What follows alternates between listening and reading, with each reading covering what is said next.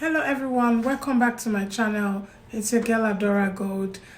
Today we'll be discussing legal matter in the UK. Today we'll be discussing about indefinite leave to remain for those who have refugee status or those under humanitarian protection. What is asylum and who is an asylum seeker and who is under humanitarian protection? This is my disclaimer.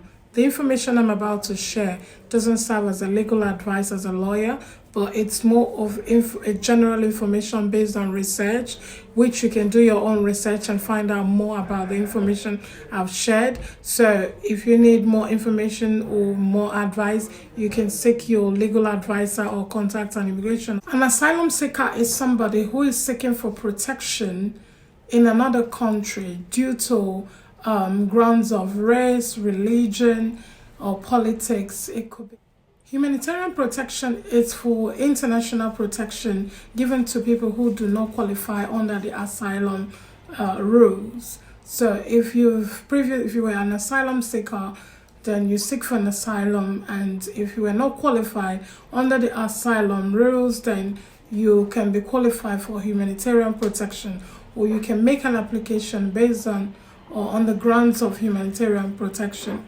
So, and this has to be for those who are facing serious risk of harm from going back to their original country. So the point on this video is that if you're under this, if you qualify for an asylum, for those who have already been granted a status under asylum, then you can qualify for indefinite leave to remain. So usually, if a successful asylum application has been made and you've been granted an asylum in the UK, or humanitarian protection in the UK, it's 5 years. 5 years under the 5 years route. So when you finish, now you can qualify for indefinite leave to remain, known as protection route. So, and this application needs to be done shortly after what you're being granted previously. If you're under the 3-year rule, then you have to wait for 3 years. But before your 3 years elapses, so you have to make this application. Then if you're under the humanitarian one, which is 5 years, then you have to wait before, like say 4 years and 6 months, then you can then make application for indefinite leave to remain. So, but before then, they usually do a review, which they do each time, depending on your caseworker. The caseworker dealing on your case. The caseworker sometimes uses their discretion to make a decision based on how often you'll be seen by an immigration officer, or if you're not going to be seen until your term elapses, then you can apply for an extension, or you can then apply for indefinite. But now they have made it available that you can apply for indefinite leave to remain straight away without having to wait to be reviewed to go through another route. So this application can be made online. So usually they have a biometric card, so you can hand in your biometric card to apply for indefinite leave to remain, or for you to be able, you can apply for indefinite leave to remain online. Then you can access it through the ID online ID check, which is the new system coming up. So everything is going digital, where you can be able to have access to get your details online.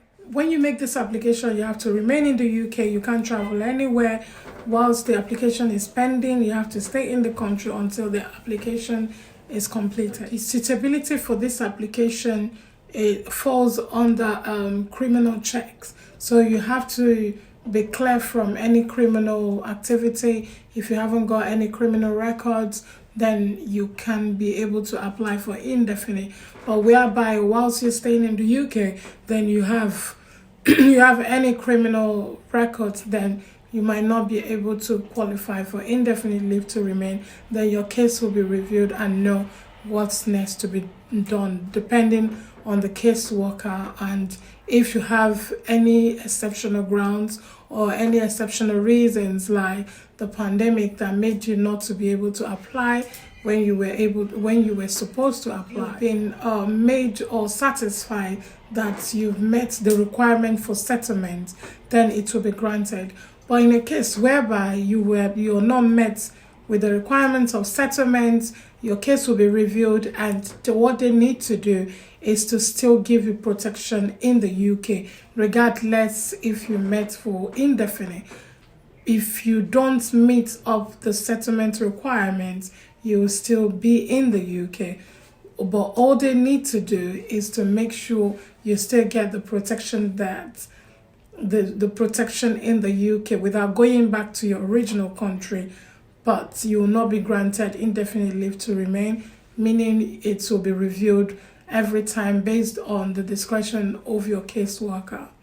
If you have to report to an immigration officer every month, every 6 months, every year, depending on your circumstances, so it will be based on your caseworker. So your God, it's based on your caseworker. So your caseworker makes decision on your behalf, on behalf of the Home Office. Also, if you have any dependents that you made an application with in the beginning of the application, if they were mentioned from the onset of the application, so any dependent, partner, children under you will be able to join you in the UK. And if they're already with you during the application, so whatever you have is still what they're going to have. They will continue to get protection in the UK. Under the settlement, under Appendix Settlement Protection, Paragraph 352A and Paragraph 352D of Part 2 of the rules, this means that only partners who accompany the applicant when they apply for asylum were included in the application as a dependent, or who were in a relationship with the applicant before the application left their country of origin and later joined them in the UK, and under the reunion provisions can apply for settlement under Appendix Settlement Protection. So it's if you're in a relationship and you added your partner to this application, then you have the right to apply under the Appendix Settlement Protection for your partner also to join you in the UK. So it's not that bad. So children who were joined or who were added to the application during the time of the application will be added and be granted under the family reunion settlement. So it's not so bad. So if you have your family, they can still join you. Especially like now, people from Ukraine who are seeking for protection. If you have family in Ukraine, I'm going to do a different video about Ukraine families.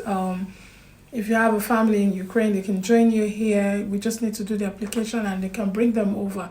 As long as you're able to prove that, yes, they're your family, so they can come here to come and join you as part of their family. So the person that is being granted the refugee protection in the UK can be given a passport. The passport is called the Refugee Convention Travel Document. So this enables them to travel outside their original country. They can go everywhere in the world apart from their own original country that they're seeking. This is a tricky one.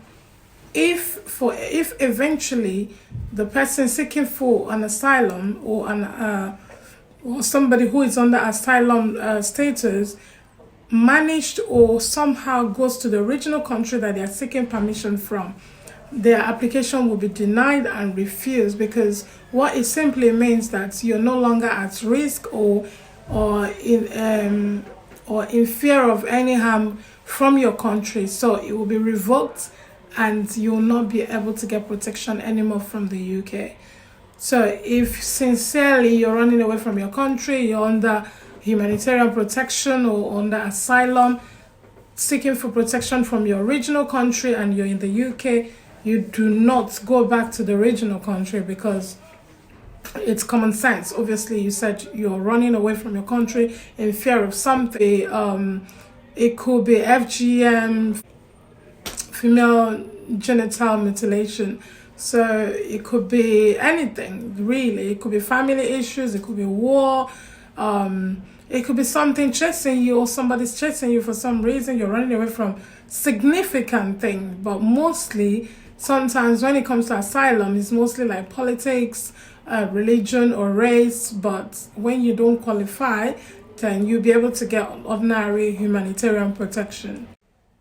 So in a nutshell, when applying for indefinite leave to remain, make sure that the whole aim is still based on the original application that you're running from, you're seeking for protection from your original country. So everything will still be in line. You have to show the necessary documents that you have used previously to prove that you're still the same person and you've been in the UK ever since it was granted, and they will have to find out from your country if you seek for passports. So that means you've gone to your country, or they will check as well if you've left the country and the countries you've been to and places that you've been to, if it's got anything to do with your original country. So if you have lied or you have not lied before, it will be granted. Okay. So here comes the end of today's video. So if you know people who are under asylum, who are under humanitarian protection, settled in the UK, and they've been on a 3-year or on a 5-year route, they can apply for indefinite leave just before the application ends or expires. I hope this video helps someone. Please help share.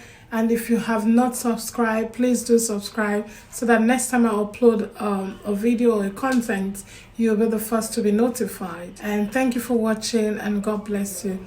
Please do subscribe, like and share too. Take care. Bye.